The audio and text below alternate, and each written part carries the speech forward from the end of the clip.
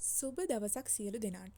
අද අපේ වීඩියෝ එකෙන් කතා කරන්නේ අපේ ශරීරයේ රුධිර මට්ටම වැඩි කරගන්න අපිට කන්න පුළුවන් හොඳම ආහාර වර්ග 10 මොනවද කියලා. රුධිරය කියන්නේ අපේ ශරීරයේ තියෙන ප්‍රධාන පරිවහන මාධ්‍ය. ඒ කියන්නේ ඔක්සිජන්, පෝෂණය, ශක්තිය මේ සියලුම දේ අවයවවලට පරිවහනය කරන්නේ රුධිරය මගින්. ඉතින් මේ රුධිරයේ තියෙන හිමොග්ලොබින් මට්ටම ඉතා හොඳ අගයක පවත්වා ගැනීම ඉතාම වටිනවා. දැන් අපි බලමු මේ ආහාර වර්ග 10 මොනවද කියලා. අංක 1 බීට්රූට්. බීට්රූට් වල මූලික වශයෙන්ම අන්තර්ගත වෙලා තියෙනවා යකඩ, ෆෝලික් අම්ලය වගේම ඇන්ටිඔක්සිඩන්ට්. මේවා අපේ රුධිරයේ රතු රුධිරාණු සෛල වැඩි දියුණු කරලා හිමොග්ලොබින් මට්ටම ඉහළ නංවන්න ස්වභාවිකවම උපකාරී වෙනවා. අංක 2 දෙලුම්. දෙලුම් වල අන්තර්ගත වෙලා තියෙන යකඩ, විටමින් C සහ ඇන්ටිඔක්සිඩන්ට් නිසා යකඩ රුධිරයට අවශෝෂණය කර ගැනීම වේගවත් කරනවා. අංක 3 හකුරු.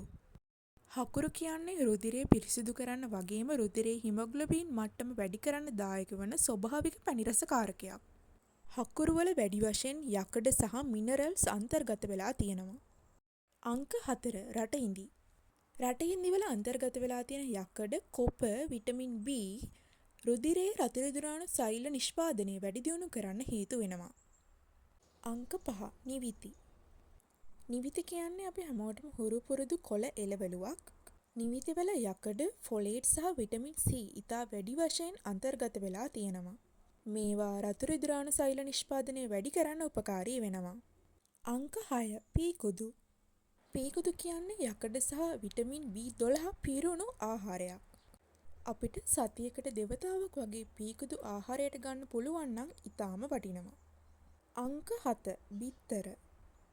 බිත්තර කියන්නේ යකඩ, ප්‍රෝටීන් සහ විටමින් B12 සපිරුණු හොඳ ආහාරයක්.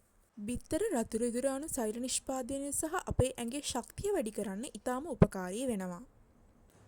අංක 8 කැරට්. කැරට් බීටා කැරොටින් සහ යකඩ වලින් ඉතාම පරිපූර්ණ ආහාරයක්. දිනපතා කැරට් අනුභවයෙන් රුධිරයේ ඔක්සිජන් පරිවහනය හොඳින් සිදු වෙනවා. අංක 9 ඇපල්. ඇපල් යකඩ සහ විටමින් C වලින් සම්තෘප්තයි. ඇපල් ආහාරයට ගැනීම මගින් අපේ ශරීරයේ යකඩ අවශෝෂණය ඉතා හොඳින් සිද්ධ වෙනවා. අංක 10 ධාන්‍ය වර්ග. මෙම ධාන්‍ය වර්ගවල යකඩ, ෆොලේට් සහ ප්‍රෝටීන ඉතා වැඩි වශයෙන් අන්තර්ගත වෙලා තියෙනවා. මේවා රතු රුධිරාණු සෛල වැඩි වශයෙන් නිපදවන්න ඉතා විශාල දායකත්වයක් දක්වනවා. ඉතින් මේ වීඩියෝ එකෙන් ඔයාලා නොදන්න දේවල් ගොඩක් දැනගන්න ඇති.